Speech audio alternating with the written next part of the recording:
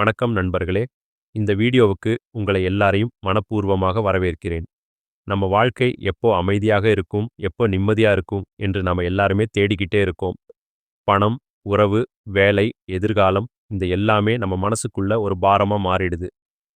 ஆனா 1000 வருஷங்களுக்கு முன்னாடியே இந்த உலகத்துக்கு அமைதியான வாழ்க்கைக்கான சில ஆழமான விதிகள சொல்லிட்டு போனவர் தான் புத்தர். இந்த வீடியோல புத்தர் சொன்ன அமைதியான வாழ்க்கைக்கான 5 முக்கியமான வாழ்க்கை விதிகளை புத்தர் சொன்ன முதல் வாழ்க்கை விதி ஆசையை குறைக்க கற்றுக்கோ என்பதுதான். ஆசை இருக்கக்கூடாது அப்படின்னு அவர் சொல்லல. ஆனா அளவுக்கு மீறிய ஆசைதான் மனிதனோட எல்லா துன்பத்துக்கும் மூல காரணம் அப்படின்னு சொன்னாரு.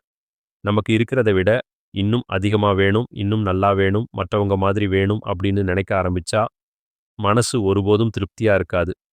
பணம் வந்தாலும் இன்னும் வேணும், பதவி கிடைத்தாலும் இன்னும் உயரம் வேணும். இதுல தான் மன அமைதி காணாம போயிடுது.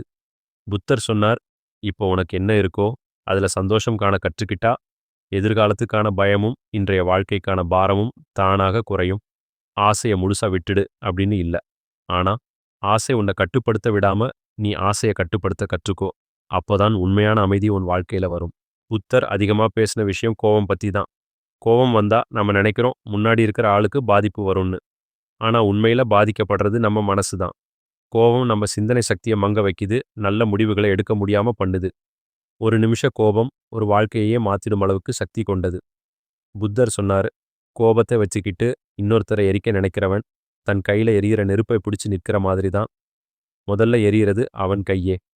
கோபம் வந்த உடனே பேசாத, முடிவு எடுக்காத, அந்த நேரம் அமைதியா இரு. சில நிமிஷம் அமைதியா இருந்தாலே கோபம் மெதுவா கரையும். கோபத்தை விட்டுடுறது பலவீனம் இல்ல, அது மிகப்பெரிய மன வலிமை. இந்த உலகத்துல எதுவுமே நிரந்தரம் இல்ல அப்படின்னு புத்தர் தெளிவா சொன்னார். சந்தோஷமும் நிரந்தரம் இல்ல, துக்கமும் நிரந்தரம் இல்ல. இன்றைக்கு நம்ம கூட இருக்கிற மனிதன் நாளைக்கு இருக்காம போகலாம்.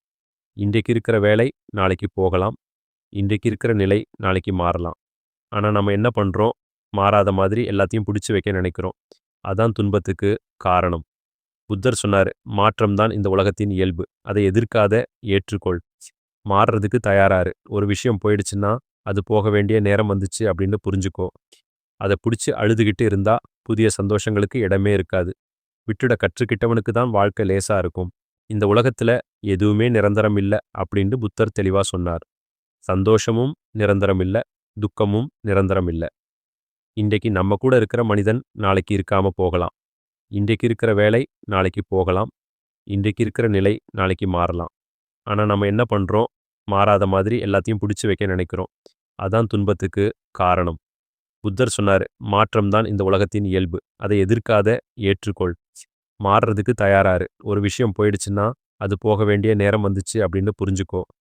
அதை பிடிச்சி அழுதுகிட்டு இருந்தா புதிய சந்தோஷங்களுக்கு இடமே இருக்காது. விட்டுட கற்றுக்கிட்டவனுக்கு தான் வாழ்க்கை லேசா இருக்கும்.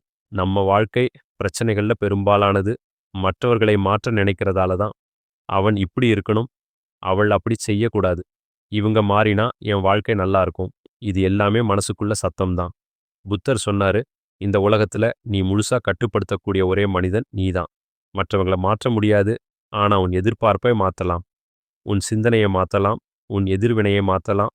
மற்றவன் சொல்றது உன்னை காயப்படுத்துதுன்னா அது அவனோட வார்த்தை இல்ல, நீ அதுக்கு கொடுக்குற அர்த்தம் தான். உன் மனநிலையை நீ மாத்திக்கிட்டா வெளி உலகம் தானாகவே மாற ஆரம்பிக்கும். அமைதியான வாழ்க்கை வெளியில இல்ல, அது உள்ளுக்குள்ளதான். புத்தர் சொன்ன மிக முக்கியமான விதி இதுதான்.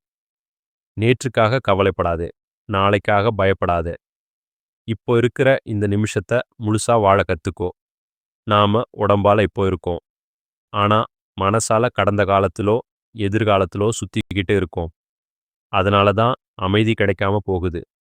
புத்தர் சொன்னார், இப்போ நீ சுவாசிக்கிற சுவாசம்தான் வாழ்க்கை. இப்போ நீ பார்க்கிறது தான் உண்மை. இப்போ நீ அனுபவிக்கிறது தான் உன் வாழ்க்கை. இந்த தருணத்தை உணர்ந்து வாழ ஆரம்பிச்சா சிறிய விஷயங்கள்ல கூட சந்தோஷம் கிடைக்கும். அமைதி எங்கேயோ தேட வேண்டியதில்லை, இந்த நிமிஷத்திலேயே அது இருக்கு. நண்பர்களே, புத்தர் சொன்ன இந்த 5 வாழ்க்கை விதிகளை முழுசா ஒரே நாள்ல பின்பற்ற முடியாது. ஆனா ஒவ்வொரு நாளும் ஒரு விதியை நினைச்சு வாழ ஆரம்பிச்சாலே உங்க வாழ்க்கையில மெதுவா ஒரு அமைதி உருவாகும். மீண்டும் ஒரு நல்ல வீடியோவில் சந்திப்போம். நன்றி.